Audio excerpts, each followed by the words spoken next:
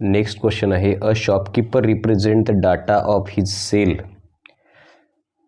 During the given months. तुम्हाला या सेलचा ही जी diagram आहे या डायग्रामच्या नुसार एक डायग्राम म्हणजे 3 डझन किंवा 3 डझन असं इथे मेन्शन केलेलं आहे.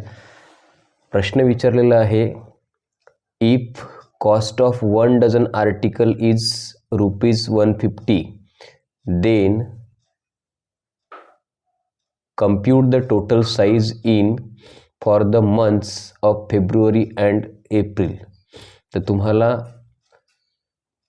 फेब्रुवारी आणि एप्रिलमध्ये त्यांनी काय विचारलं की if cost of 1 dozen article is 150, एका डझनची कॉस्ट आहे 150, तर टोटल करायची आहे फेब्रुवारी आणि एप्रिलमध्ये विकलेल्या त्या डाटाची.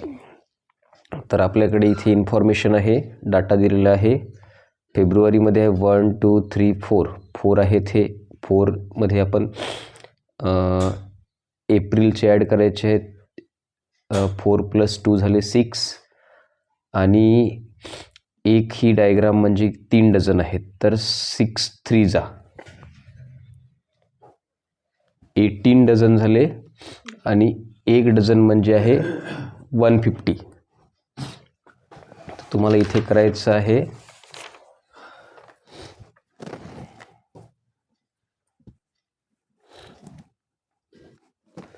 1800, 18 5 90, 18 1 18, 17 + 1 27, 2700. त्याच्यामध्ये ऑप्शन असायला पाहिजे 2700 फर्स्ट ऑप्शन आहे.